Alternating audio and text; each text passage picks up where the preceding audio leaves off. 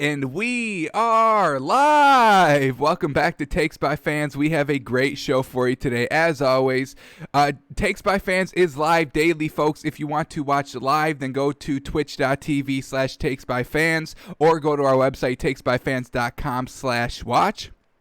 If you want to watch but not live, go to our YouTube channel at Takes by Fans. We upload the shows after the show every day. So we're live at noon. It usually goes about, an hour and a half, and then we upload the show after that. And if you just want to listen and not watch, we are on podcasting apps. The major one is Spotify right now. We are working on approval with Apple Podcasts. But wherever you can get your podcasts, we're usually there. So whether you want to watch or listen, we have multiple ways to do both, so it's up to you. We cater to the fans here.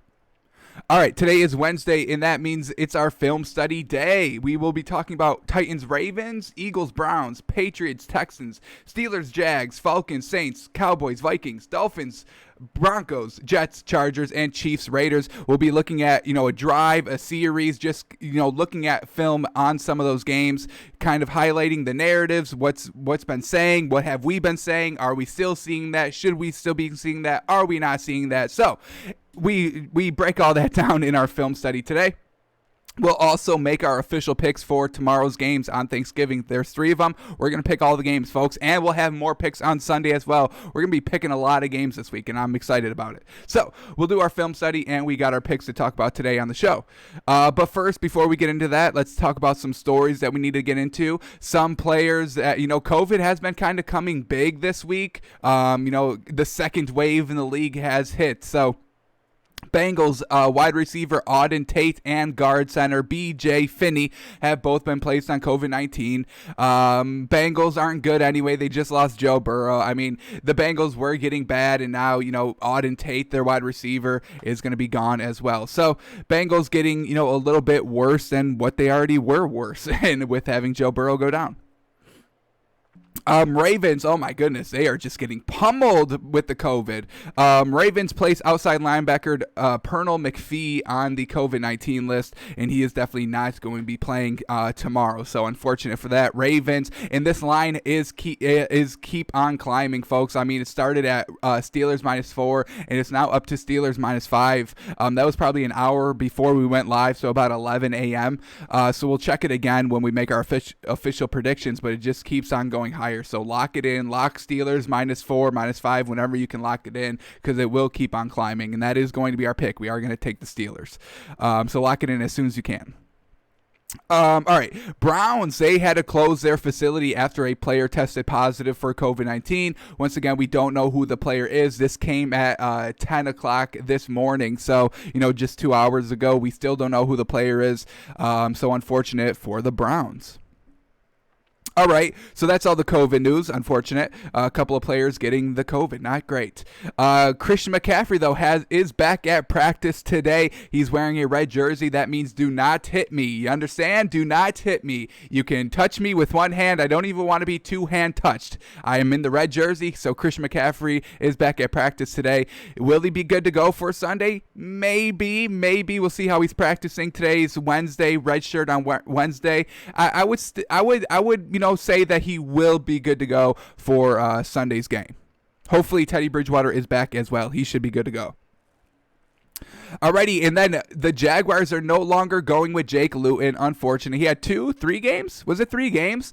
But he's getting benched, and not even for Gardner Minshew. They're going with Mike Glennon, the OG, baby. This man's, has been in the league for a little bit, just passed around team to team, always the backup quarterback. He usually steps in decently. I wouldn't, count on this man winning a game, especially with the Jaguars, roster as a whole. So they get a nice little veteran here, Mike Glennon, to try to stop this skid that they want to win games. I mean, teams want to win games, and Jake Luton just wasn't really not getting it done. He is a rookie, so he is going to have more. He's going to need more time to develop, and he's not, one of the top rookies. He's not Justin Herbert or Joe Burrow or Tua that can just come in and instantly start making an impact on a team. So Jake Luton definitely needs some more reps with, the 2s, and then work his way up to the 1s, and then work his way into game situations, because those multiple turnovers in the game, the barely 200 yards passing, I think he threw maybe 2 touchdowns in his 3 games starting, so not the best. So they make the switch here to Mike Glennon this week. So that is something that we are going to have to keep in mind with the Jaguars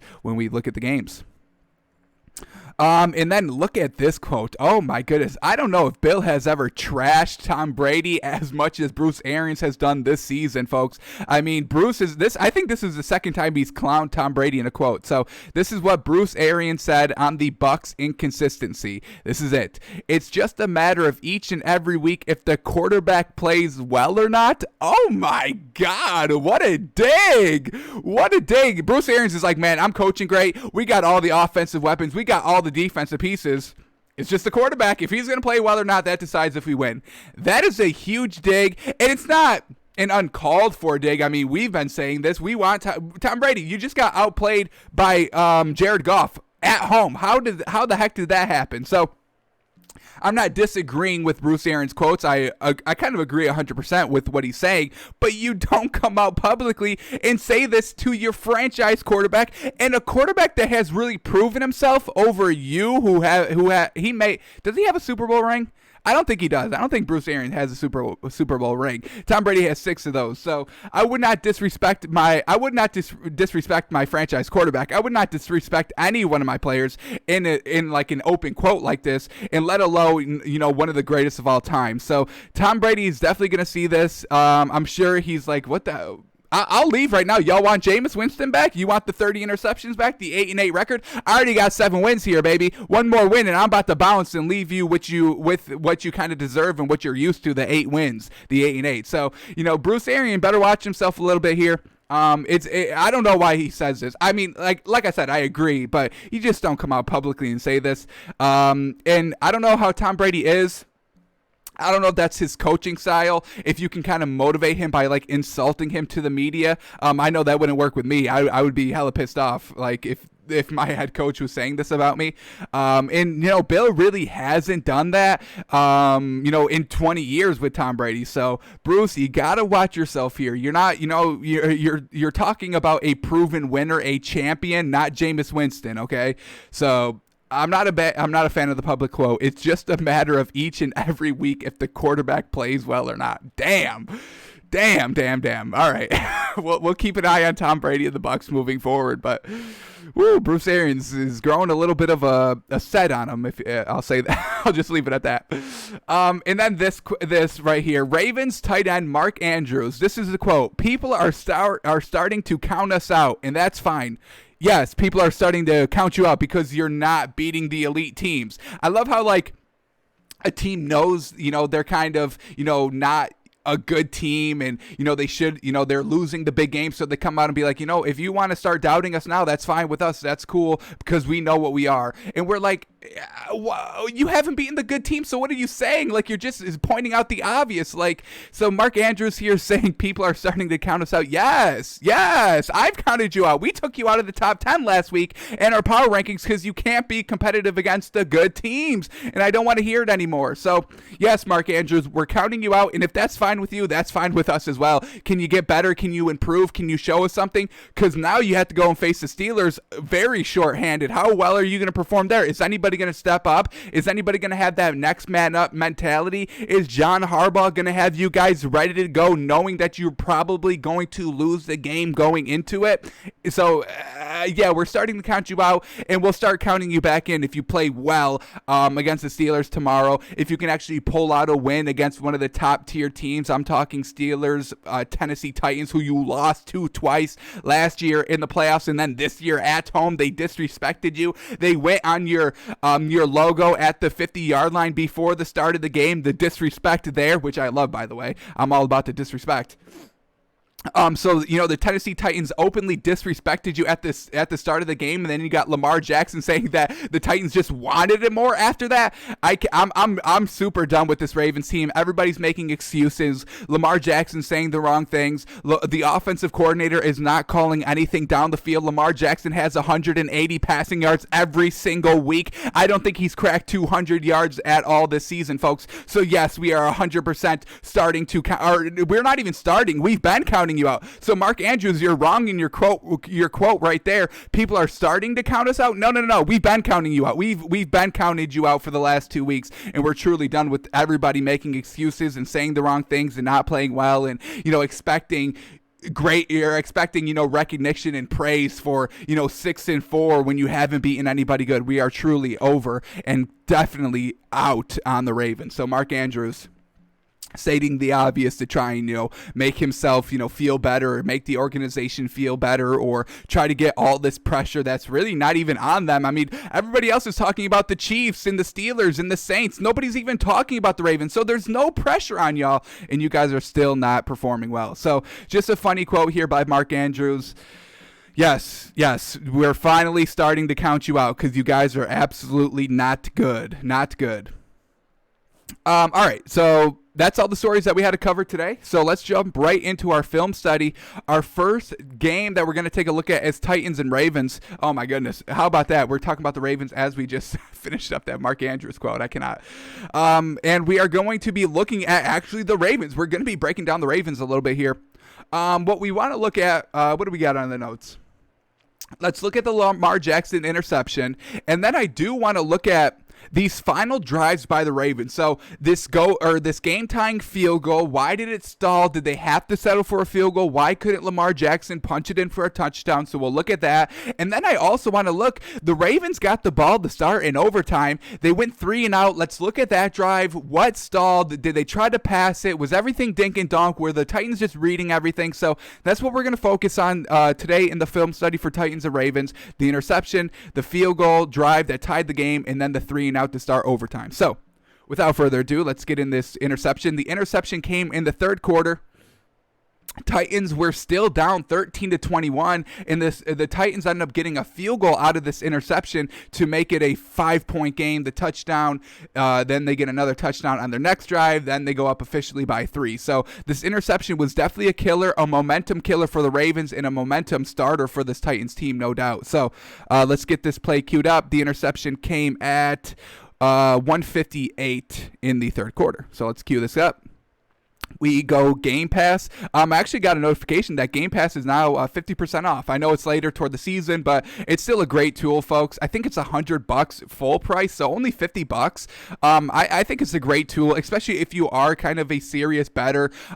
Just to watch an entire game in 45 minutes to get kind of an idea what a team's about. I mean, folks, we watch film study every Wednesday, and that really helps our pick. So I would definitely recommend getting Game Pass, especially it's 50% off. Go hit some money on the back end of the season, folks. The season is not over. We're only at week 12. You got 5 more weeks, and then you got playoffs. So absolutely, I would recommend picking this up, especially for only $50. I think it's a great deal. Alrighty, so we got the play queued up. Here we go.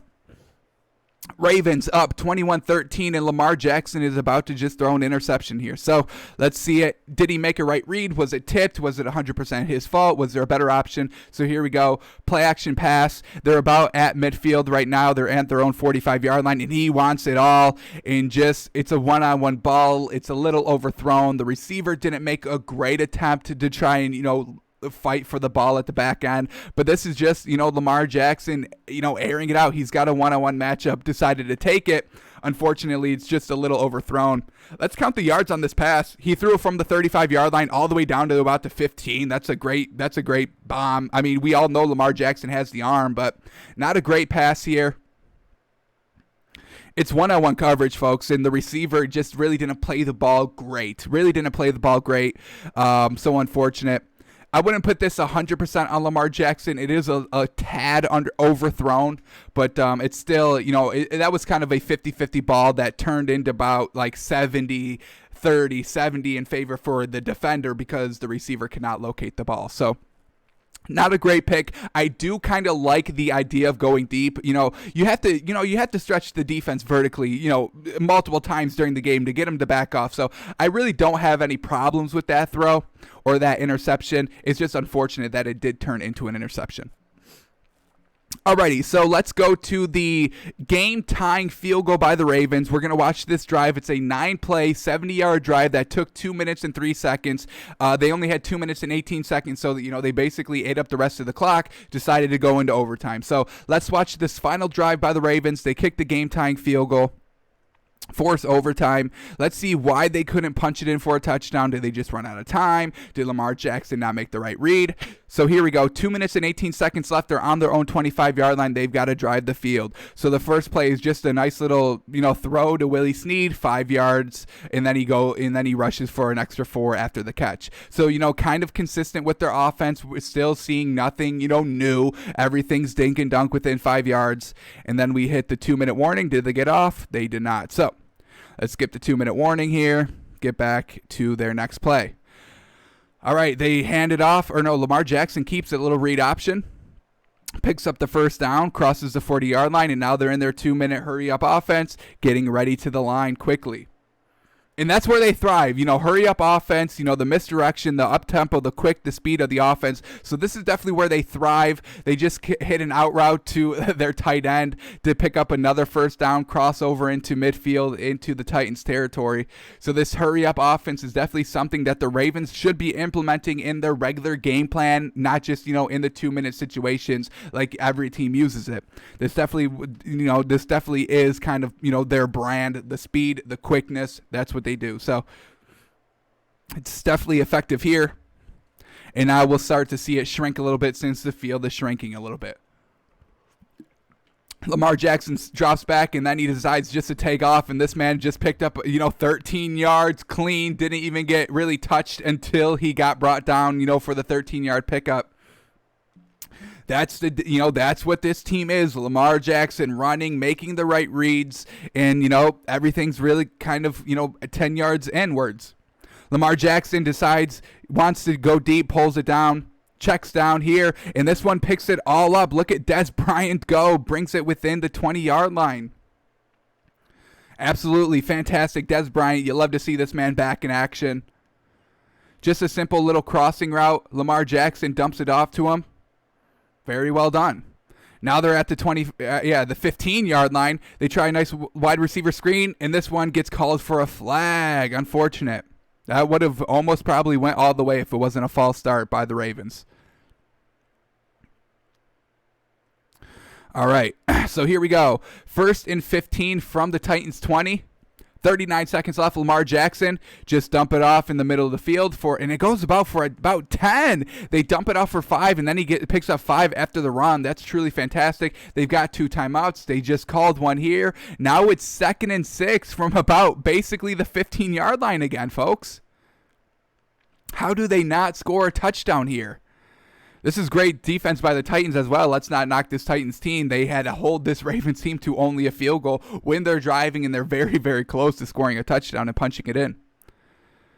All right, they took a timeout, so now we got 2nd and 6 from the 10-yard line. Lamar Jackson tries to hit a slant, but the defense plays it perfectly, gets out in front of the receiver, and just bats it down. Very well done, setting up 3rd and 6. Look at him play this ball. That's great. That's great, folks. Oh, my goodness. That's perfect defense. Didn't hold the receiver, got in front of him, smacked it away, incomplete pass. Now we got 3rd and 6 here. Can the defense hold one more time to force the Ravens to a field goal and to go into overtime? So here we go. Lamar Jackson back to pass from the 10-yard line, scrambling out of the pocket, trying to buy some time. Nothing's open. This man has all the time in the world. And then he just has to throw it away. Interesting. Let's run this play back just because he had so much time. Let's watch this from the coach's film and see if he really should have, slung it, at any part here. Let's get down to this 3rd down play. All right, here we go. 3rd and 6 from the coach's film. We'll see if anything's open. We'll play it in slow motion as well. Let's get it snapped, and then we'll start the slow-mo. All right, let's see if any route really develops here. They've got 4 receivers going, and now the running back has leaked out, so they officially have 5 options to go to. Everything's really covered. Titans are doing a very good job here. Now he's rolling to the right, really can't throw back to the left. Everything to the right is covered. Heavy, heavy, heavy. He's got nowhere to go with this ball, folks. Lamar Jackson makes the absolute right decision here just to throw it away, tie up the game, and go into overtime. Nothing was open from the start to the close of this play, and this went out forever. I mean, let's count the time on this play. Why not? I'm calling easy 10 seconds to throw this ball. So that's 10 seconds of coverage here. So let's count it out. 1 second, 2 seconds, 3 seconds, 4 seconds, 5 seconds, 6 seconds, 7 seconds, 8 seconds. I mean, 8 seconds. That's an 8-second play, maybe more. I don't know how close my actual second counting was, but we counted 8 seconds there. And that, man, everything was covered. So well done to the Titans defense there. Ravens have to settle for a field goal. So now let's watch their overtime drive. They got the ball first, and if you get the ball first, you know you need to go down and score a touchdown. So you just end the game. Just end the game. If you have a chance to go and end the game, you have to go and end the game. And unfortunately, Lamar Jackson can't do it. Aaron Rodgers can't do it, and they both lose the game in overtime, even though they got the ball first. So here we go. Let's watch this drive. It's 3 and out quickly. Did they run 3 runs? Did they run 3 passes? Let's see what happened here and why the drive did not go anywhere. So the first play is a handoff to, I believe, Mark Ingram, and it only picked up about a yard. This Tennessee Titans defense, they've been playing the Ravens very good this entire game, held them to 24 points. The defense really was locking everything down. So it's officially 2 yards. 2 yards on the pickup. Now we get 2nd and 8. Lamar Jackson. They sack him. They bring the pressure, and Lamar Jackson could not overcome the blitz. Unfortunate. They finally bring the blitz, and it gets to Lamar Jackson quickly. Could not escape the pocket. Slipped a little bit as he was trying to climb the pocket, and it gets brought down. And now what are we looking at? 3rd and 17. Oh, my goodness. 3rd and 17. Here we go. They just set up a screen. And it picks up about 10, but it's still 7 yards short of the first down. They have to punt, and we know that the Titans go down and score the touchdown off of it and win the game. So unfortunate for the Ravens. Not the best play calling there. Very ultra-conservative. I get it's 3rd and 17, and you probably don't expect to pick it up, but I wouldn't expect to get the ball back either. So I would have, threw it, probably over the 17-yard mark, not just dink and dunk for the screen and hope something breaks, because it usually doesn't happen. So unfortunate there by the Ravens. Just kind of stalled a little bit. The drive stalled in the red zone because, Lamar Jackson, when he has to work with short fields, he does, that's where his kryptonite is. Going from the 20 to the 20, he's fine because, you've got all that kind of room to work with. But once it starts to get down and the field starts to shrink and they're in the red zone, he can't make the plays. So unfortunate. So that's the Ravens Titans game. All right, let's move on. Our next one is going to be Eagles and Browns. And, folks, we have to keep tabs on Carson Wentz because this man is truly not good. Officially, 2 interceptions. Almost had a third, but they ruled it incomplete. He also fumbled the ball. Luckily, they were able to recover it. And then he took a safety. I mean, that's 4 blunders. 2 officially did not go against him. The fumble that they recovered in the interception that they didn't call an interception. But still, folks, this man is, playing careless football, and that's why we can't bet them. That's why we've been sold on them. That's why we loved the Browns last week. Browns -3. They win by 5. We picked it. Called it perfectly. Love to see it. So let's go into, we're just going to look at all of Carson Wentz's mistakes, and it's unfortunate that we really can't even look at anything he's done right? Like, why look at this last touchdown with only a minute and 30 seconds left to make it a closer game than what it actually is? That doesn't show us anything. We don't care about it. The game's over at that point. You're down 22-10, and yeah, congrats. You drove with a minute and 30 left, and you finally were able to score. Doesn't matter. So we're just going to have to keep looking at the bad of Carson Wentz because that's what he's showing us early in games. That's what he keeps on showing us in games every single week. Multiple turnovers, multiple interceptions. So let's look at all these. We'll look at these interceptions. The third possible interception that luckily, they called incomplete. We'll watch it again. Do we agree? And then we'll look at the safety and the fumble. So the first one we're going to look at is an actual interception that definitely counted against them. Oh, and it wasn't just an interception, folks. This is a pick 6. So let's cue this play up. 13 minutes, 47 seconds left in the first quarter. Is that right? Oh my goodness. Or are we talking second quarter? Yeah, we're talking second quarter, I think. All right, 13. Is that right? Where did we see this? Yeah, to start the second quarter. All right. 13:57. Here we go. All right. So Carson Wentz's first interception. They're in Browns territory across the 50 at about the 48-yard line. And look at this man go. Throws the floater, doesn't feel the pressure coming off the backside, thinks he's making a good throw to throw this man open. And the ball just gets away from him, maybe a little bit hit as he was throwing. But still not great pocket awareness. He never feels this guy, the free blitzer coming off the back end. Definitely affects the throw, and this one just hangs in the air. Great job by the Cleveland defense to be in the right position at the right time, catching the ball actually in this kind of rainstorm that's going on, and brings it all the way back. So definitely not 100% on Carson Wentz, but definitely need to know, feel that pressure coming off the backside. Definitely needs to, feel that pressure coming out. All right. So let's go to his second interception, and it comes, I believe, in the fourth quarter. Is this right? Fourth quarter, trying to come back, down 22-10. This was with like 4 minutes left, so they may have had a chance to come back. May have. We'll look at these 2 interceptions that counted. Then we'll go back to the third interception that did not count, and then we'll do the fumble and then the safety. I'm not going in order, but hey, we'll get over it. All right, so here we go. Where's this interception at? Right here. Here we go. Look at this, folks. Oh, my goodness. Let's just set up this play real quick. First and goal, down 22-10. That's 2 possessions, 12 points. They need 2 touchdowns. They can't just settle for a touchdown and a field goal. They need 2 touchdowns here and, try to get an onside kick. They have 2 timeouts.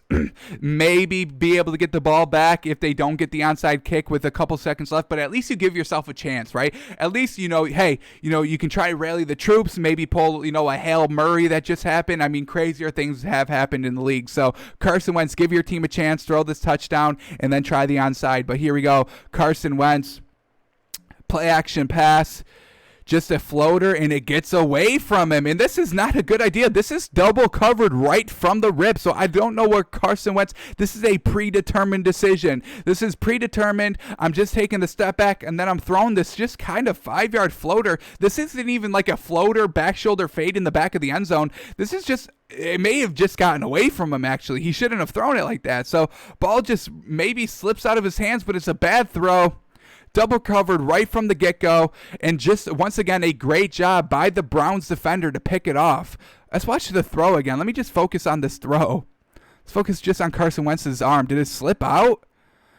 I don't know what he was trying to do with that ball, folks. It's a bad throw regardless. So Carson Wentz, that interception is 100% on him. The other one maybe got hit as he was thrown, but still the pocket awareness wasn't great. All right, so let's go to it was called an interception on the field, and then they took a look at it and confirmed that it was maybe out of bounds or he didn't have full possession. So let's take a look at this play that maybe a third interception could have counted for him. So this one comes at the third quarter, 11:35 left in the game.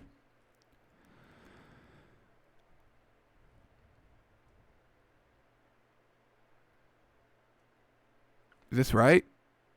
Did I read this wrong?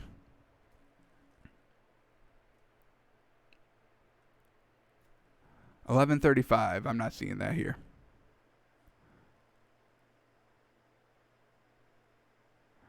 That was not it. All right. Maybe we don't have this queued up. And I don't think I can find it really quickly. Unfortunate. Thought I had it right. Maybe it's fourth quarter, 11:35. Here it is. It's fourth quarter, not third quarter. Here we go. 11:35. Let's set up this play. All right, hang on. Let's set up this play real quick. So here we go. Carson Wentz down 12-7, fourth quarter. So, 5 points. They're down 5 points. And once again, he's on the 25-yard line in Cleveland's territory, folks. This man is just making crucial red zone mistakes, or almost. So here we go. 3rd and 9. He's going to go for it all. Steps up in the pocket. This is a decently thrown ball. It's a one-on-one matchup, maybe a little overthrown. They call it interception on the field. This one's close. Let's see if we get a nice replay of this. Here we go. Defender tries to jump up, pick it off. Gets kind of tipped around a little bit.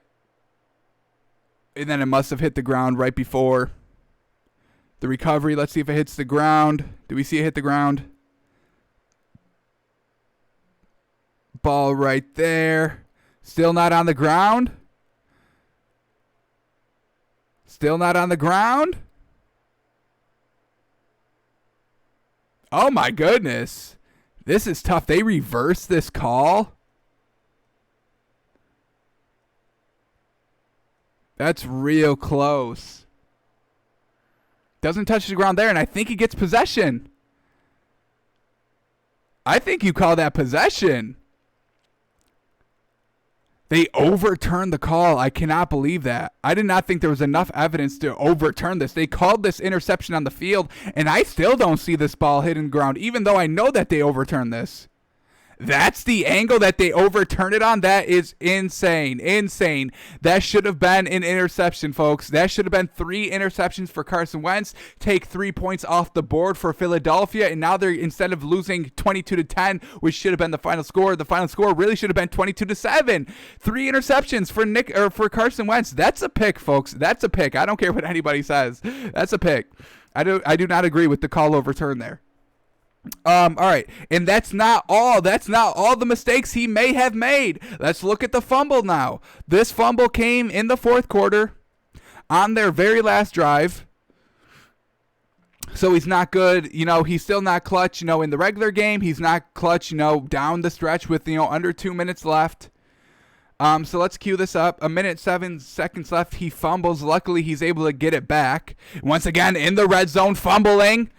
There it is, hits out of his hand, and luckily they were able to fall on it, but these are mistakes happening in the red zone. Carson Wentz getting bailed out by his teammates and the refs. Folks, he should have had like 5 turnovers this game. Just getting bailed out. I can't take it. And let's get to a safety, folks. He took a safety. He got sacked in the end zone, folks. Unbelievable, right? Another mistake. So let's take this. This happened in the third quarter with 3 minutes and 17 seconds left. We'll cue up this play, and then we'll move on from talking about this trash can, this turnover machine. Where is it? Here it is. Is this it? Why is this not it? Why are these not lining up? All right, safety is coming. Where is this? 3:17. Carson Wentz sacked for the safety, third quarter. Not seeing it. Unfortunate. Are we not going to be able to see the safety play? Here it is. All right, here we go. Carson Wentz, 3rd and 8. Drops back. Takes way too much time. And gets brought down in the end zone. We'll open up the coach's film in a second to see if there was anywhere really to go with the ball. But you have to know that you're in the end zone. You cannot take a sack. You have to get rid of it quickly. So let's go to the coach's film. Was anything open? I know it's 3rd and 8. But you give up 2 points and possession of the ball. I mean, folks, this is just not great pocket awareness. And we saw it on, the one interception that went for the pick 6, not feeling the rush coming off of the blind side, and it's unfortunate. So he drops back here. We got the slow-mo on. Nothing open right from the rip. Developing open right here. Carson Wentz is not even looking for a safety route. His dink and dunk route was open, man. The dink and dunk out in the flat. I'm assuming this is a tight end running the flats. It's open, and you should know where that check down is, because if nothing's open right from the rip, the pressure's coming, and you have to get rid of the ball quickly, and Carson Wentz doesn't do that here, man. Carson Wentz is not good. This season, I don't care what he did last season. You can call him good or a rising quarterback or, a rising prospect. I don't care. But this season, folks, he is absolutely atrocious quarterback play, folks. He is the worst quarterback in the NFL right now. I don't care what anybody says. What we're seeing every single week, these are bad turnovers. All right, let's move on. Let's watch some good offense, and we're just going to kind of keep tabs on this Texans offense. I talk about this Texans offense a lot, so let's just watch a touchdown drive. We'll do this one, 8 plays, 70 yards for the touchdown. Let's watch Deshaun Watson work a little bit, see if we see anything good. Hopefully we get some good deep balls on this one because they have some good receivers to catch it. So we'll cue it up at 8:32 in the second quarter and watch some Texans football, right? Some nice Deshaun Watson. I don't think we've highlighted him at all this season, so this is a treat, folks. This is a treat. All right, so second quarter. Where do we want to start this one from? 8:32. Here we go. Alrighty. A nice full drive, 75 yards for the touchdown. First play, Deshaun Watson. About a 5-yard right over the middle quickly. Ooh, and they get bailed out by a defensive hands to the face penalty. So free 5 yards in the first down. Deshaun Watson here on 1st and 10. Play action, steps up into the pocket. Picks up about eight yards there. Fantastic. See, Deshaun Watson has no trouble going deep, throwing the deep ball, and running for 9 yards at a time. Lamar Jackson, the Ravens really need to expand their playbook, folks, truly. Deshaun Watson, look at him, escaped the pressure, kept his eyes down the field, picks up 5 yards and the first down. Great play there. They're running a little up-tempo here, it looks like. This is what the Ravens need to start doing a little bit. The Ravens just need to watch the Texans and copy exactly what they do, truly. All right, they finally run. This one goes nowhere, unfortunately. Loses a yard. 2nd and 11, Deshaun Watson. Look at this man. Pump fake, rolls out, picks up about 6 yards on the run. Fantastic. Now we got 3rd and 4. Let's see him pick it up. What do they got here? Deshaun Watson drops back. Clean pocket all day. Oh, and delivers a great strike. Who is that to? Who is this? Who is that? Jordan Akins. One of their main receivers that isn't, Randall Cobb or Brandon Cooks or Kenny Stills, so they're still finding their weapons. They're deep, folks. This is a good ball, too, by Deshaun Watson. Let's watch this one more time. This is a great angle to watch it from. Great route. Great ball. Right on the money. Absolute perfect pass, and it picked up about 20-25 yards. All right, now they're at the Patriots' 25-yard line, and another great ball, and this is a zone to Brandon Cooks, and another great wide receiver weapon for them. I mean, folks, they have weapons everywhere at the receiver possession, and look at this throw. It's zone coverage, and Deshaun Watson puts this absolutely right on the money. These are tough throws to make, to fit it right after the corner and right before the safety in that zone, and he places the ball perfectly, brings it down to the 5-yard line, and now they're looking to score, folks. Here we go. Deshaun Watson, play action, 1-step drop. Oh, and this is a great ball. This just went right through the hand of Brandon Cooks. Hopefully we can look at this again, because where this ball was placed was absolutely fantastic. Unfortunately, Brandon Cooks just couldn't make the catch. Do we get a replay of this? I was hoping we could get a better angle. Doesn't look like they're going to give it to us, unfortunately. We may have to replay it ourselves. We're not going to get a good angle, though, unfortunately. So let's run this back. We're not going to get another angle from this. Let's watch this in slow motion right there. Right there. Right through his hands, folks. Damn it. Unfortunate. All right, but we know they punch it in, so let's see how they do that. Now we get 2nd and goal from the 5. Should have been a touchdown on that pass, most likely. Unfortunate. Here we go, Deshaun Watson. This offensive line for the Texans is pretty good, too. He's feeling confident, and look at this man go. This is the rushing touchdown for Deshaun Watson, and he wants the contact. He wants all the smokes. He says, hey, I'm not just going to, slide at the 1-yard line. I want this touchdown. Bangs into a defender, beats the defender. Folks, he just took this defender, probably met him at probably the 1.5-yard line, and just bulldozed his way into the end zone. This man's got some strength as well with the speed. This Texans offense, this is what we're going to see on Thanksgiving tomorrow, folks, and I'll tell y'all right now, we like the Texans -3 even on the road. This is going to be a good Texans offense. They're in a dome in Detroit. They're going to be fine. No, don't have to worry about the elements. And we just get great passing by Deshaun Watson. He dropped how many points on the Patriots defense? 27. You think the Lions defense coached by Matt Patricia is going to hold this Texans team to less than 27 points? I don't think so, folks. I don't think so. So, yeah, that's the Texans, folks. This offense is good, folks. Deshaun Watson, Brandon Cooks, Jordan Akins, everybody on this squad is good. Alrighty, so let's move on. That's the Texans. We just had to highlight them for a little bit. Alrighty, so now we got up next, we're going to relook at the Steelers defense, folks. When you have 4 interceptions, we're going to look at all of them. So Jake Luton throws 4 interceptions. We love the Steelers defense, and we're going to take a look at all of them. So let's kind of, stand out the Steelers defense. The offense was good, but, Big Ben was a little dink and dunkish. So we're just going to kind of highlight the defense like we like to do here. So Jake Luton's first interception comes in the second quarter. With how much time left? With 3 minutes and 9 seconds left. So let's cue up that play. We're just going to look at all 4 interceptions by the Steelers defense. Now we'll move on to our next game. Alrighty, here we go. We'll set up the play here.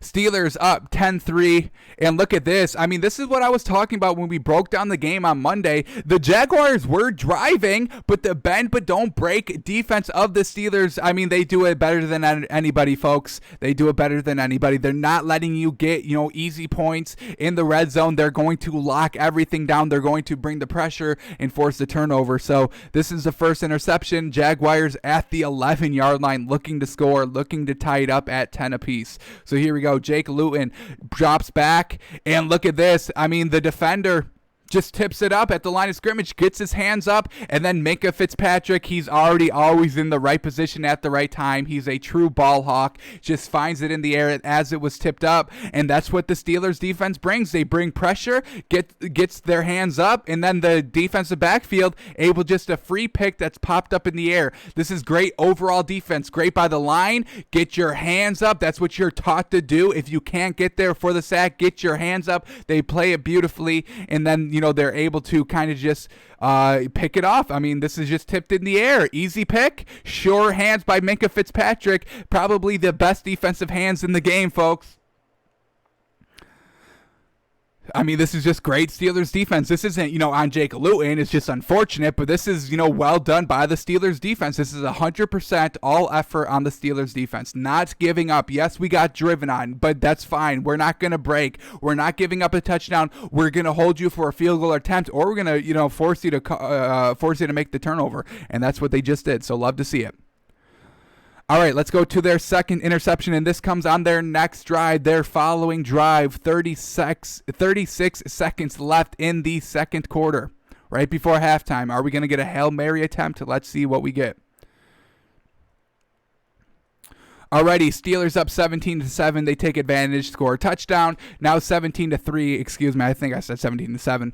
17-3. Jacksonville. 36 seconds left. They're on their own 45-yard line, looking to get something going into halftime. So here we go. 1st and 10. Jake Luton drops back to pass, clean pocket. This is all him, and it's overthrown. This ball just sails on him. Unfortunate. When you try to hit, they're just playing cover 2, man defense too deep, and Jake Luton just overthrows it, tries to squeeze it in that pocket of, over, the cornerback on the defense, but, right before where the safety comes, and it just sails on him. So, that this is 100% just on Jake Luton.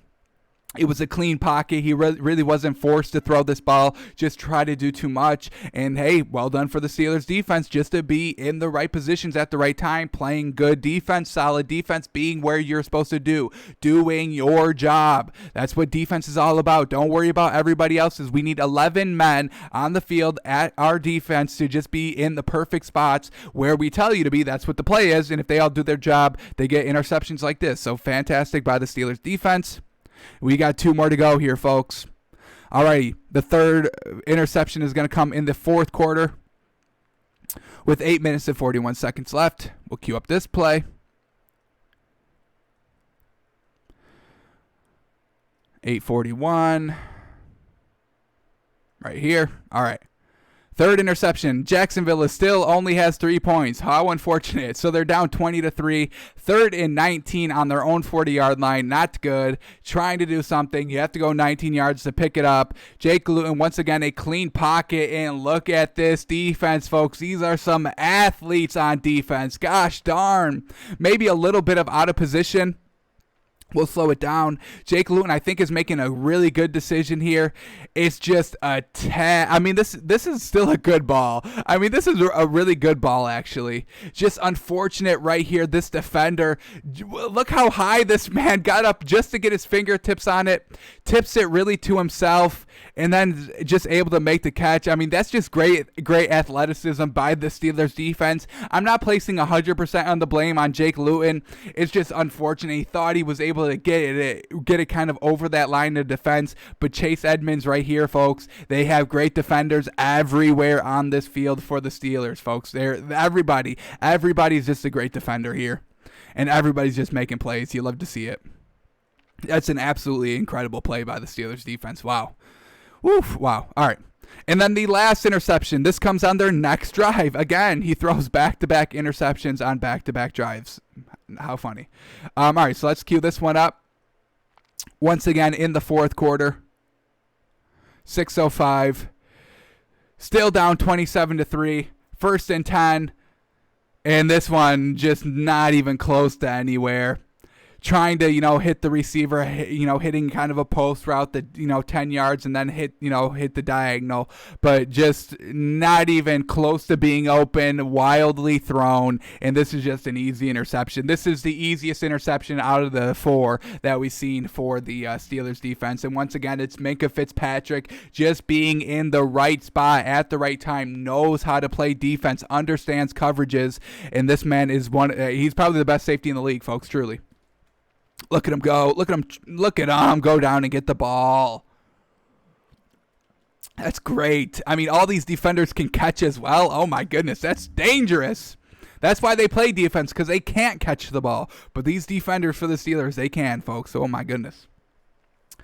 Alrighty, so that's Steelers-Jags. Let's move on. Our next game we're going to talk about is Falcons and Saints, folks, and I've been waiting to watch this man again. So we're just going to watch all 3 of their touchdown drives because we want to see Taysom Hill complete some passes here. We know that he rushed for both of these touchdowns, but getting to the red zone, getting down into that area where he's able to go and score the touchdown running the ball, he was slinging it down the field. So hopefully here, we got 3 touchdown drives, a little over 20 plays to watch Taysom Hill. We'll go through these quickly. We're really only focusing on the pass, so any runs we'll really skip over. But we just want to focus on Taysom Hill slinging the ball because this man was slinging it. 18 of 23, folks. 18 of 23 for how many yards? 233. Absolutely fantastic. All right, so here we go. We'll start it off here at 4:26 in the second quarter. So when they started to get some touchdowns, some nice momentum. Taysom Hill was making some great passes.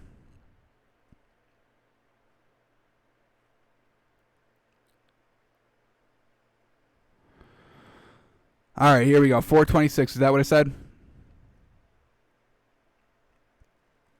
4:26. All right. We'll cue it up right here. All right. Here we go. Come on, Taysom Hill. We just want to see this man sling it. First one, drop back pass. Whoa, look at that. Michael Thomas, 15 yards, man coverage, places it right on the money. This man was accurate, folks. Jameis Winston is not this accurate, folks. I'm sorry. Taysom Hill's a better pure passer than Jameis Winston. Who thought we'd ever say that? Well, we're saying it now. Look at him maneuver the pocket, places the ball perfectly. We could watch this one again. They're providing all the highlights. Just well done. Placed it literally. You could not place this ball any better than where Taysom Hill just did it. Stepping up in the pocket, buying time, maneuvered it. I think he, was in the pocket for 3 seconds, then had to get out of there. So fantastic play there. They followed up with a run. We don't care about that. All right, now we get 2nd and 3. Taysom Hill drops back to pass, and he's going deep. He's going deep. In this one, I mean, he did get bailed out a little bit here. Let's talk about this one. So he throws it deep. This is fantastic.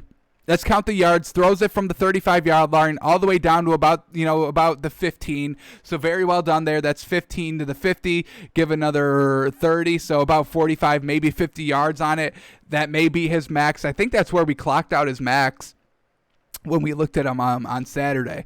But yeah, this is a good ball. Just kind of high floater. The defense really just did not play this ball at all. The defense was just running wild on this play. Luckily for Taysom Hill, the receiver was able to kind of find the ball, track it, and play it, and then get the catch and be down. So they do rule this a fumble on the field. It's not a fumble. They overturn it. But yeah, that's still it's not a good throw. It's an exciting throw, but I mean, this defense, folks, that was the worst defense of a kind of long ball coverage I've ever seen. Goddamn. So not good there. Maybe a little bit of a bailout by Taysom Hill. I don't know if this is caught. This is maybe intercepted if it's kind of contested. All right, so after that play, they run the ball. All right, Taysom Hill here, running out of the pocket, decides just to keep it and takes a big shot there. Big shot there. Look how big this shot is. But he takes it like a champ, stays in the game, completes the game, fumbled it a little bit there. Ooh, he fumbled it a little bit there. Luckily, he got it back. But he did fumble it there. Ooh, that's something to keep in mind. Big shots, this man's going to fumble. All right, here we go, 3rd and 6. Empty backfield. You would think this man slings it for the touchdown. Unfortunately, he does not. Slings it for the first down. No, they're going to mark him short. No, they give him the first. A little bit of a generous spot, but hey, you go to your tight end, your true trusted weapon. This man's not afraid to fire right in here. Knows it's going to be a little bit of tight coverage going over the middle of the field for the first down, but he guns it in there. Guns it in there and right in the hands. This man's accuracy is pretty good, folks. I'm liking what I'm seeing. All right, so they try to figure out where to spot the ball. As I said, it was a little generous, and they keep it where it is for the first down. And now we get 1st and goal. Taysom Hill. We know he's going to run it in any second here. Play action. No, he hands it off to Alvin Kamara, and he runs it in. Touchdown. Very well done.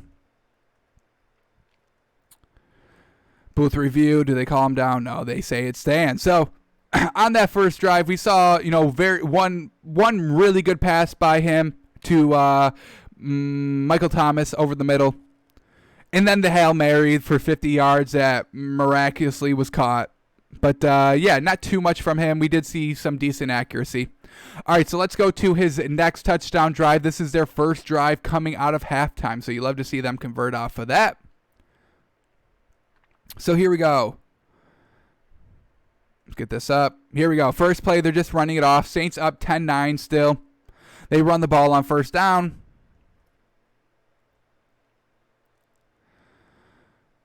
Flag there makes it 2nd and 4. And now we get Taysom Hill here. All right, here we go. 2nd and 4. Let's see Taysom Hill sling this puppy. Play action. Great pocket. Steps up, delivers a strike over the middle, folks. He's throwing strikes over the middle of the field to Michael Thomas. He is open, no receive, they're playing zone, so, soft coverage. But yeah, look at him just sling this ball right in the middle of the field. Fearless. This man is fearless. First start, no worries. I'm about to just sling the ball. That's it. I know how to play quarterback. I've been doing this my entire career. So what's different here? I've got better receivers. That's the only thing that's different. I'll take it. All right, so first down after picking up the first. And look at him go again. Another just quick strike to Michael Thomas for 9 yards. Pressure was coming, felt it, just checked it down. You love to see what he's doing here. We'll get a great look here. The pressure is coming, folks. Barely has any time to throw this ball. Recognizes the blitz coming right up the middle. Knows he has to get rid of the ball quickly. And who else to go to when you have to just dump it off to Michael Thomas running a slant. He's the best in the game, folks. Alrighty, here we go, 2nd and 1. They run it with Alvin Kamara. Obviously, why not? 2nd and 1. Just pick up the first. Taysom Hill drops back to pass on the next first down. Just check it down. He didn't do a lot of these checkdowns. So, hey, I'll give him one here. Why not? Especially when it's open and it goes for about 20 yards. Absolutely. And it's not even Alvin Kamara. It's Latavius Murray. So even better, even better. Alrighty, here we go. 1st and 10 on the 21 now. Taysom Hill motion. And they just hand it off right up the middle, and it goes for 11. This offense, man, if this offense without Drew Brees is rolling like this on the first game, they can definitely keep this up because they have the Atlanta's defense on their toes, folks. They run up the middle. They can run it with Taysom Hill. Taysom Hill's being accurate, so they have to respect the deep ball now. So it makes everything just come together. We have to respect the deep ball because Taysom Hill can throw it. We have to respect the check down because it's Alvin Kamara. We have to respect the run because Latavius Murray and Alvin Kamara. We have to respect the run because, Taysom Hill can run it himself. Here we go, 1st and 10 1st and goal from the 10-yard line. Taysom Hill decides to run with it.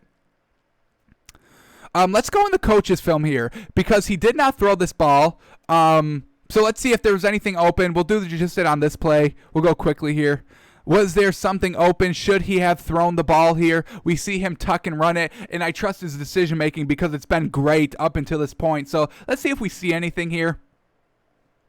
Should he have thrown the ball on this play? Anything open? No, everything's covered. This man is making great reads. He's not forcing anything. He wants to throw the ball, but if there's nothing there, he's just going to take off and run with it. And they pick up about 3 yards on the play. So just a positive play. So I love this man, Taysom Hill, folks, truly. This man is good. This man is good. He should be the starter. Jameis Winston should not be the starter from what we've seen this week for Taysom Hill, truly. Jameis Winston should not step foot on the Saints football field, I'll tell you. Woo, I'm liking what I'm seeing from Taysom Hill, truly. All right, we get 2nd and goal. Taysom Hill. Yeah, see, just wanted to get the ball quickly. The Falcons defense sniffed it out, got their hands up, batted the pass at the line of scrimmage. Looks like they were trying to go for a very quick wide receiver screen here, which probably would have worked. All right, so we get 3rd and goal. Taysom Hill, punch this in for the score, baby. Come on, punch it in. Don't settle for the field goal. Show us what you got. Here we go. Taysom Hill, 3rd and goal from the 8-yard line. Delivers a strike to about the 2-yard line. Once again, going to the slant to Michael Thomas. It's kind of their go-to play there in New Orleans. Michael Thomas is a great slant runner. No disrespect. No disrespect. It brings up 4th and goal, and Sean Payton says, hey, we're going for this. We're going for it, baby. Hey, why not? Why not? Taysom Hill's doing a great job. You only need to pick up like 2 yards.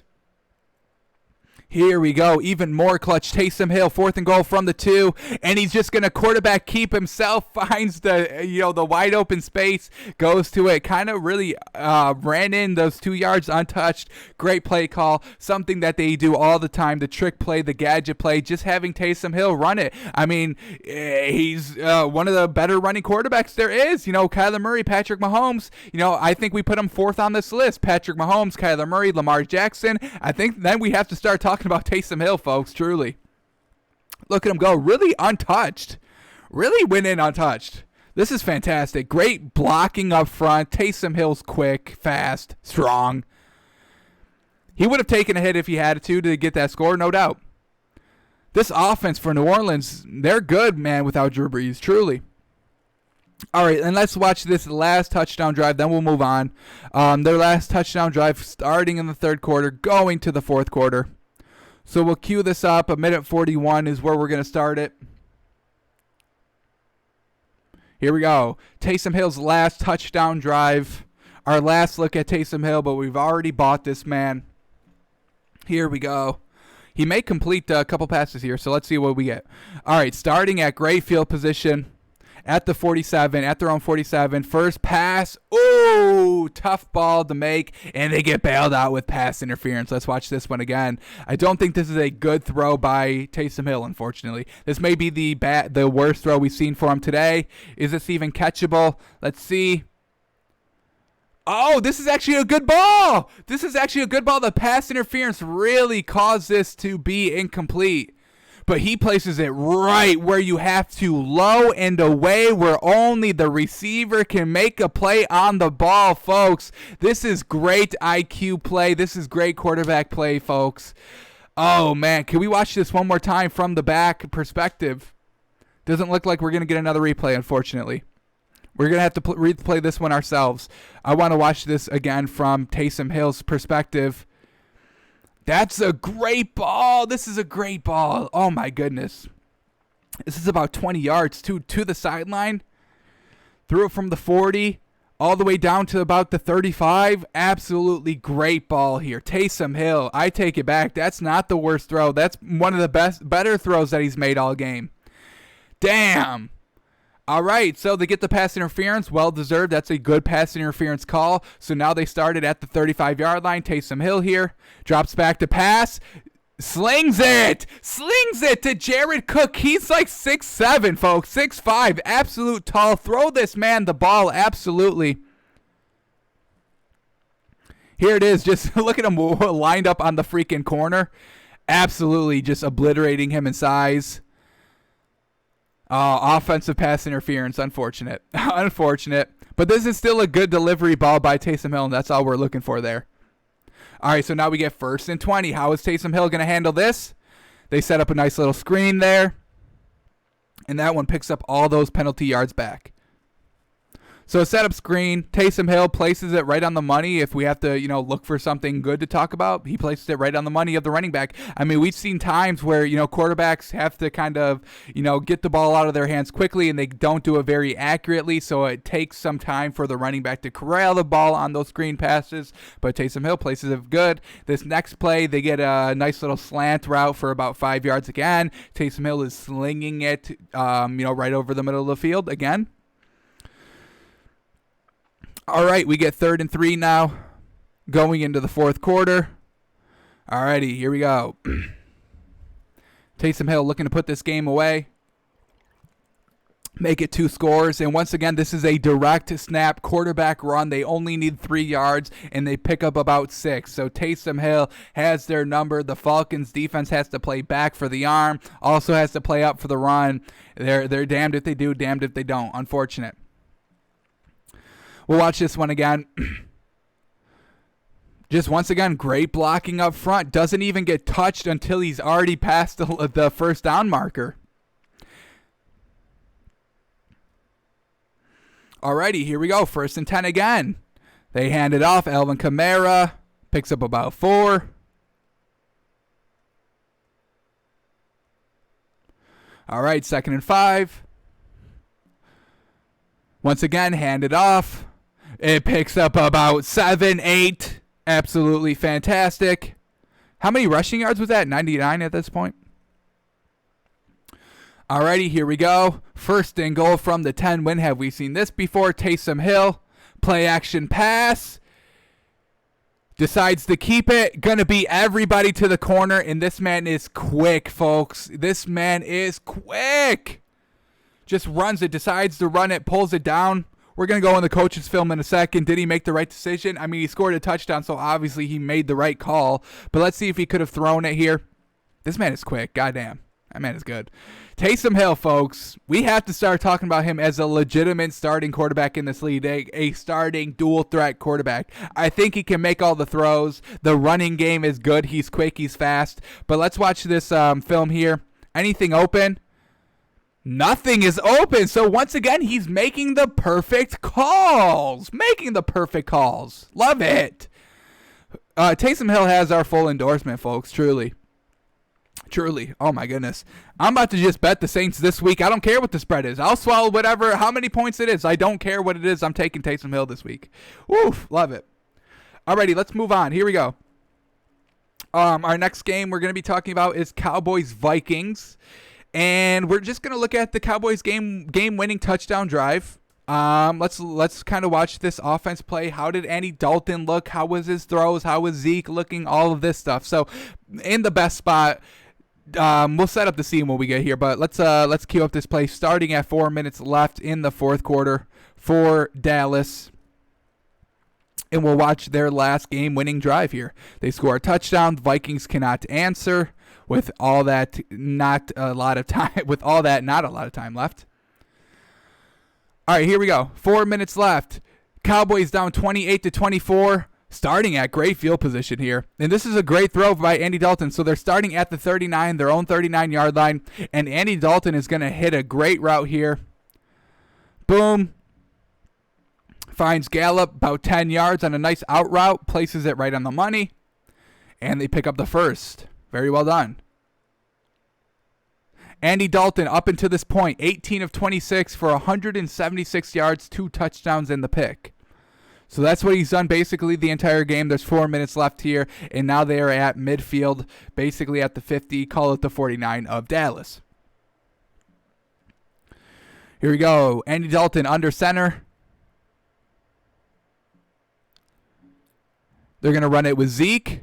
Zeke patient, and look at this man, patiently runs and picks up about 16 huge yards, gashes the defense there, absolutely fantastic. That's what we wanted to start seeing from Zeke, to really for him to step up and be the true leader of this team now that Dak is no longer playing. So look at this hole, look at the patience there, and it's all open, folks. That is just all daylight, wow. Huge pickup there, great job, Zeke. Wow. Alrighty, so they're driving. Both positive plays on first down. Never faced a second down on this drive. Fantastic so far. Here we go. Play action pass, Andy Dalton. He slings it in this one. Ooh, almost picked off. A little bit of a bailout here. Kendricks here, the linebacker for Minnesota, could not hang on. Let's watch this one again. Reads it beautifully. Wow. Watch the eyes the entire way of Andy Dalton. He was cutting inside. Saw Andy Dalton was going to throw back to the right. Stops on a dime. Gets back to the right a little bit. Was able just to get a fingertip. So this wouldn't have been picked off. There was no chance of this being picked off. The defender really only got a fingertip on it. But still a dangerous ball here by Andy Dalton. Then they run it with Zeke. Picks up about 3-4 yards. So now we're going to get a huge third down. They need a touchdown. They cannot settle for a field goal. They are down 4 points. They're at the 30 of Minnesota, 3rd and 6 here. Let's see how they try and pick this up. Who do they trust more? Do they trust Andy Dalton or Zeke to pick up 6 yards? I think they have to trust Andy Dalton here. Running on 3rd and 6, that's tough. But let's see what they call. Oh my goodness, is it even going to get even harder? Are they going to call offsides by... Oh, look at that. False start offense. Goes from 3rd and 6 to 3rd and 11, or 3rd and 12. Absolutely killer. Here we go. 3rd and 12. They hand it off. And they're going to go for it on 4th down. Wow, they said, hey, we're going to get all we can. They pick up all those penalty yards back. 4th and 6 now officially. They're going to bring it down to the 2-minute warning. Have a nice little talk. No. Vikings player gets injured. It stops the clock. They can't even run down the 2-minute warning. Here we go. 4th and 6. Clock running down. Now they can take it to the 2-minute warning. They don't. Andy Dalton snaps it. And look at this man clutch. Confident clutch out route to Amari Cooper. Your best weapon. Absolutely love it. Confident throw here. We'll get the replay. No, we're not going to get a replay. It goes into the 2-minute warning. Let's watch this play one more time. This is absolutely crucial by Andy Dalton. All the time to throw. Out route. Knew where he wanted to go with the ball. Delivers an absolute bullet to the sideline. Very well done on 4th and 6 for the game. Love to see it. Your player stepping up. Step up. Andy Dalton needs to step up. I mean, he was a career starter. This man's not a scrub. He's not a career backup. This man's been in the league, has been to the playoff games like twice and lost them both, but he knows what it takes to win, knows he needs to step up in big times, and he has done that in the regular season, and he just did it here again. Great job by Andy Dalton. I love it there. Loved it. Alrighty, let's get back to this play now. Here we go. 1st and 10 from the 19. 2 minutes left. Andy Dalton just checks down to Zeke. Picks up about 5 yards. Play action, Andy Dalton, once again, just firing quickly. Strikes, getting the ball out of his hands quickly, and it's carving up this Vikings defense so far, so why not keep doing it? They pick up the 1st down. Now we got 1st and goal from about, where do we got? From about the 4-yard line. Here we go. Let's see how they punch it in. 4 plays to get 4 yards. Can they do it? First play, they go to Andy Dalton, and he almost throws a pick. Ugh. See, this is why we have to watch, the film with the stats, because Andy Dalton is getting a little reckless here in the fourth quarter. He's making some great throws, don't get me wrong, but we saw one that was tipped, and then one here. This really should have been picked off. Andy Dalton knew what he wanted to do with the ball. It looks like he wanted to go back shoulder in the back of the end zone, but that was covered and the pressure was coming, so he goes to his second read, pulls the ball back down, and then tries to hit a slant over the middle. In this one, there was no separation. This is just a predetermined throw by Andy Dalton that really could have sealed the game there. Once again, bailed out for the Cowboys and Andy Dalton. Not too promising, but hey, when you get a bailout, you got to take advantage of it. They run the ball on the next down, gets about 2 yards. I love it when the Andy Dalton throws a wild pass, the one that was tipped and the one that was almost picked off here. The next play, they just run it up the middle with Zeke. They're like, hey, God, we have to kind of reset here. Let's all take a breather and get back to it on the next play. So here we go. 3rd and goal from the 2. Here we go. How do they punch this in? I would not trust Andy Dalton, but they trust Andy Dalton. And it's wide open here. There's no chance of this being picked. There's no chance of this being tipped. This is just great play design. Schultz is absolutely wide open. There's nobody within 7 yards of this man in the end zone. And Andy Dalton, this is a great play call. This is a play design. He's supposed to, look right and then throw back left last second to a wide open receiver. And it's drawn up perfectly. It's executed perfectly. And they win the game because of it. So Andy Dalton, a little shaky. He did have the pick. We almost saw another pick here. So he is not, he is still kind of making these mistakes that he's been making when he was the starter for the Bengals for 10 years. So he's still making those mistakes, but Zeke stepped up a little bit. He also stepped up. That 4th and goal, or that 4th down and 10 was absolutely a fantastic strike by him. So he is showing promises. He is showing a little bit of low. So we do have to take all that into consideration. And they do play tomorrow, folks, against Washington. So that is going to influence our picks a little bit. All right. We do have 3 more on the docket. We can go through these quickly. Let's look at Tua first. Here we go. He got benched. This offense isn't that good. I do not like the play calling. I don't like Chan Gailey. I never liked the hire. I never thought he was kind of this genius that he's been made out to be. He doesn't have the resume, in my opinion, and I do think he's holding Tua back a little bit. So we're going to look at Tua a little bit here. Let's start with this touchdown pass, and then we'll start looking at the 3 and outs. Why did these drives stall? Are they just, dinking and dunking? Are they not going deep? So actually, we're going to start it off with their first 3 and out. Let's start it with the 3 and out first before we look at the touchdown drive. So we'll cue it up. We'll just kind of look at their drives in the first quarter. The touchdown, the drives that stalled with 3 and out. So here we go. First play here. First play of the entire game. Tua drop back. Escapes the pressure. Goes deep. And just a little bit overthrown. Jakeem Grant, he was trying to go to our speedy wide receiver for the Dolphins. Just overthrew him a little bit. But I do like the aggressiveness there. I do. Absolutely. All right, here we go. 2nd and 10 now. Are they going to get ultra conservative with the play calling here? They take the deep shot and then they try to run it on 2nd down. Picks up about 3. Decent run there. 4 actually picked up. So now we get 3rd and 6. You have to convert these. These are convertible downs. Tua drops back to pass.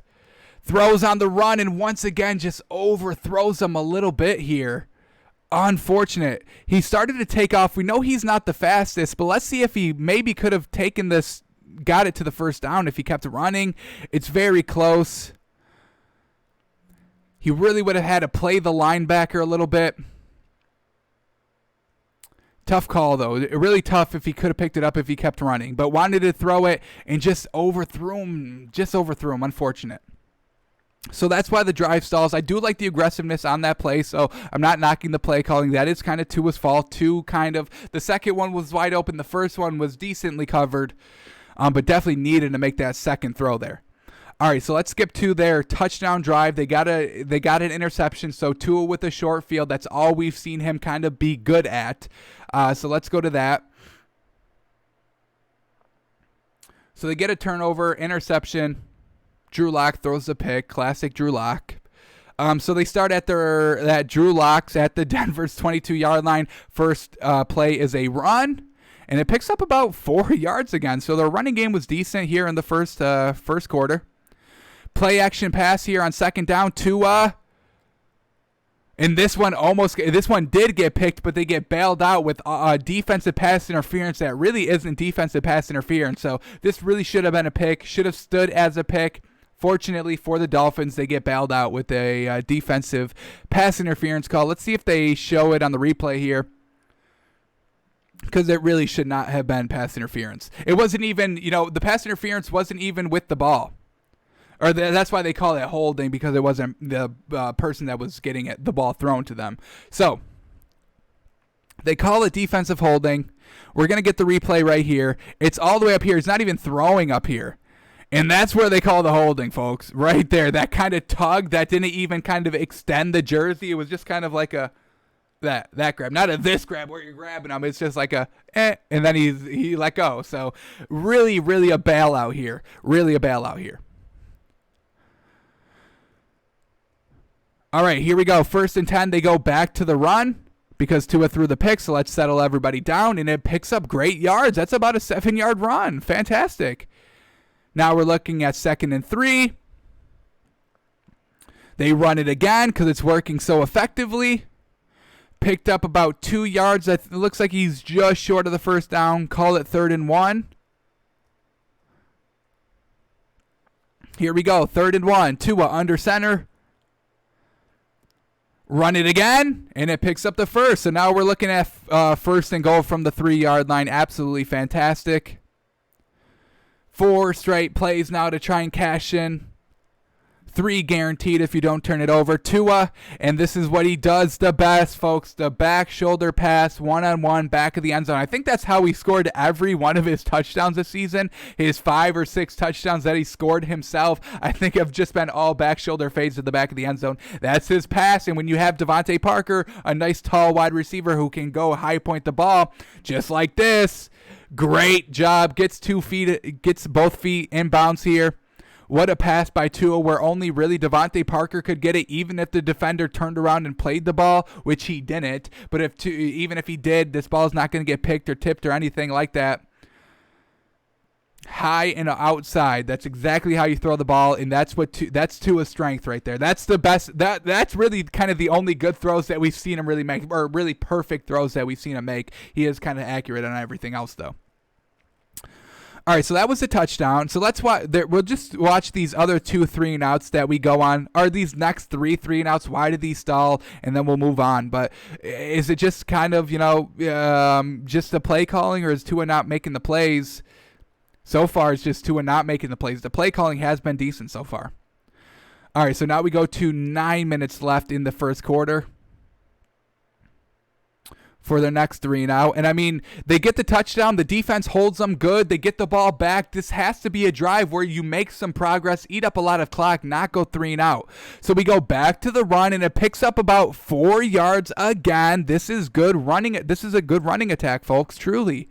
Picking up at least 3-4 yards every carry, breaking it for 7-8 when you can.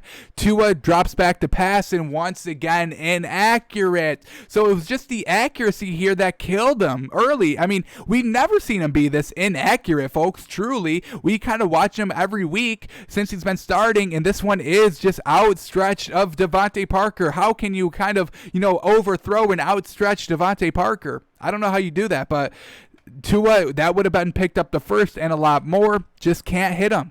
Unfortunate. So now we get 3rd and 6 here.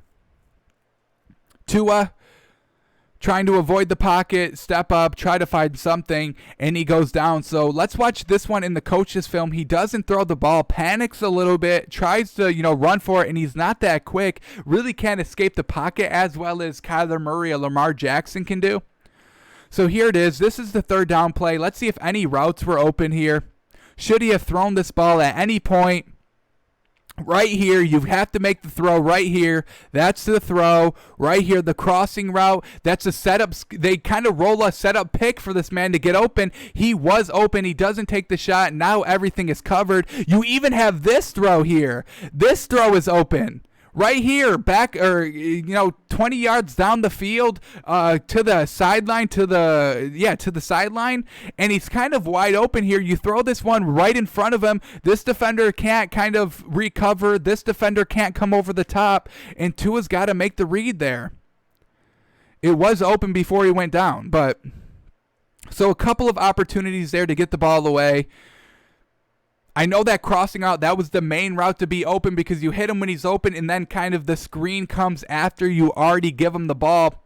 And that probably would have picked up the first down. So this is all Tua. My fault of knocking the play call. This is Tua. He has to start being a little bit more confident in making the throws that are not, that's kind of what I've been seeing on Twitter, kind of some articles that have been coming out that he's not, that they're not so wide open like they were in Alabama. So he has to make, tighter throws, which he can make. The accuracy on his balls are truly good. Not this game, but they have been for the last 3 weeks. So he really has to start trusting himself, trusting his own arm a little bit more. I think we can call it there. I don't think we need to watch anything more. I've seen all I needed to see. That's why he got benched. He wasn't picking up the first. He wasn't making the tighter throws that needed to be made. He was missing wide open people. Not good. Not a good game by him. But, hey, it was on the road, coming off of a highly emotional 3 weeks where he's getting wins and everybody's knocking him even though he's winning games. So we took him out of the top 10 for, rightful reason. If they can't beat the Broncos, that's not a good sign. But I want to see him bounce back, and I definitely think he can bounce back and be decent this week. So we're not writing off to 100% just quite yet. Alrighty. I was going to watch. Do you guys want to watch the Jets? Let's watch the Jets. We have one drive here. We haven't looked at the Jets at all this season, and rightfully so. They're 0-10, non-competitive. This really wasn't even a competitive game either. What was the biggest deficit? 24-6, 31-13, 34-19. So, just really not competitive really in this entire game, and tried to come back, almost came back. But let's watch the Jets in the fourth quarter, see if we see anything good. We probably won't. It's not going to change our minds of the Jets, but we'll give the Jets a little bit of love here. So we'll do this play, and then we'll get out of here. All right. Here we go. We'll start here. This is a 9-play, 64-yard drive for the touchdown. So we'll start it here. 6 minutes, 42 seconds in the fourth quarter. Trying to come back. Down 2 scores, I believe. We'll set it up when we get here. Here we go. Alrighty, Jets down 34-19. Big time deficit here. Can Joe Flacco lead them down and score and win the game? They can't win the game, but they can score here. Play action pass by Joe Flacco. He airs it out. And incomplete. Incomplete. Out of bounds. No chance of the receiver catching that. And the receiver was open. Just missed him. That's what we know of Joe Flacco, though. That's why we don't watch the Jets too much. Here we go. Joe Flacco again. Good throw there. Picks up about 7. Nice little out route. Now we get 3rd and 4. Here we go. Can they pick up this third down and not get bailed out by a penalty? Let's see what happens. 3rd and 5 officially. Joe Flacco drops back to pass, steps up in the pocket, launches this one on the run, and incomplete. So they go for it on 4th down. They're going to have to go for it on 4th down and 5. Joe Flacco, not a good pass there. Oh, they get bailed out. Look at the flag come in late. What are they going to call a bailout? Classic. We watched the one Jets. It's going to be on the Jets. Holding by the Jets. They decline, and they go for it on 4th and 5 now. Alrighty. Here we go. 4th and 5. Joe Flacco. One-on-one matchup. And this is a risky throw. It was caught for the first down, so well done, but this really should have been picked or deflected if the defender was actually turning around and playing the ball. Defender just plays the receiver. If he turns and finds the ball, this is a pick because this is kind of a lower thrown ball. We see the receiver not even go up and high point it and catch it. It just kind of falls in his lap. So if the defender turns around and plays it, possibly picked or broken up, Joe Flacco on the next play just avoids the pressure, runs out of the pocket, and throws it away. We've seen like one good throw by this man so far. Set up screen here on 2nd and 10, which goes for 5 yards. 3 yards. I mean, folks, they can't even run the screen good. How does the screen only get 3 yards? Not good. All right, let's roll this one back. Here we go, 3rd and 7. We see a deep ball coming. Joe Flacco. There you go. That's a good ball. This is a good ball. Here we go. One-on-one matchup. The receiver had perfect positioning, and Joe Flacco just puts it right on the body of the receiver. This is good. This is good. Defenders calling for offensive pass interference. Let's see if we see that. A little bit of a cheap shot there. Yeah, and they call it. Roughing the passer. That's a cheap shot. Absolutely. Joey Bosa. No room for that in the game. So they pick up the roughing the passer, an extra 15, so kind of bail out by the penalty a little bit, giving them more yards. They run it up the middle, picks up about 6 yards. Well done. 2nd and 4 in the red zone. Joe Flacco. Oh, look at him go. This is a good ball. This is the best throw we've seen Joe Flacco make. Absolutely.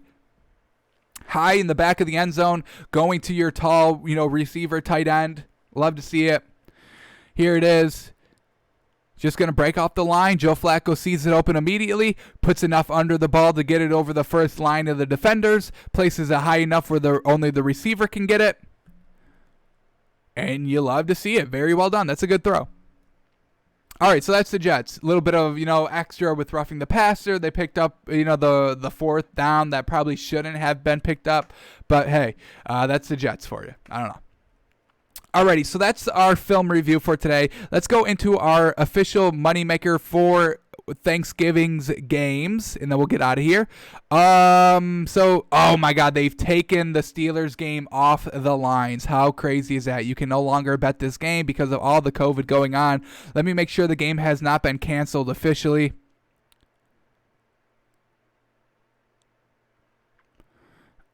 Let's see if we see anything. You cannot bet the game. Ravens had 7 players test positive in 3 days, including most recently Matt Skura, Pat McCurry, and Calais Campbell. Several coaches, and their top 2 running backs. So Roger Connect. Oh my God, did they cancel it? I think they may have canceled the game. I think they canceled the game, folks. Here we go. Breaking news. The Ravens-Steelers game has been postponed until Sunday afternoon. Wow. So they postponed it. They pushed it back. Only 2 games on Thanksgiving now. How unfortunate. Steelers players are not happy. Let's read some of these tweets. Juju Smith-Schuster. First, the NFL takes away our bye week because another team can't get their COVID situation together. Now they take away our Thanksgiving primetime game for the same reason. Wow. Great, valid point here by Juju. Absolutely. What a joke. Chase Claypool tweeted. I'm not going to lie, NFL, this is bullshit. Eric Ebron. Delvin Hodges, backup quarterback. You should not be tweeting. You're not playing. Man, this is some bullshit. Yeah, truly. Wow. Dang. How unfortunate. Only 2 games on tomorrow now. Makes it a little less, anticlimactic. Damn, that was going to be the best game of the day, best game of the night, even with all the Ravens players being out. We still got to see primetime Steelers. Damn. How unfortunate. All right, so the game's moved. This game still be playing this week, not canceled, just moved back to, the regular day. If it wasn't Thanksgiving, it, would have been Sunday anyway. Unfortunate.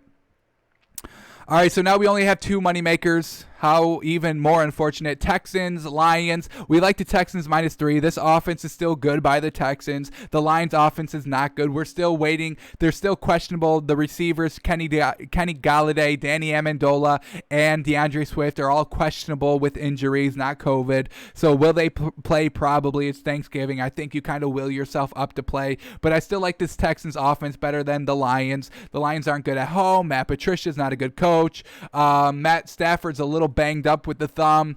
They put up 0 points last week. That was because they had all those pieces, out. Their two wide receivers, their two best wide receivers, Galladay. Am I saying that right? Is it Galladay? I don't think it's right. But their main receiver, and Danny Amendola and DeAndre Swift. That's why they put up no points last week. But, all in all, Houston, Thanksgiving Day game, on the road, still in a dome, so their offense is still going to be, clean cut, good to go. We just saw them do good against, Bill Belichick's defense. And as I said, Matt Patricia's not a good head coach or a good defensive coach or anything like that. So this Lions defense is not going to be able to stop this Texans offense that blew past the Bill Belichick-led defense. And then we get Cowboys in Washington, and we like the Cowboys -3, even though we just looked at Andy Dalton, and he little questionable in some of those throws, but he stepped up when he needed to. The 4th down conversion. Zeke was playing good all game. Dallas at home for the division against Washington, who's going to start Alex Smith, and unfortunately he's not playing good football right now. It's just unfortunate. So we like the Cowboys -3. We like the Texans -3. Unfortunately, we liked the Steelers -5, and it was still climbing, but we can't even take that anymore. So two little team moneymaker here, plus 276.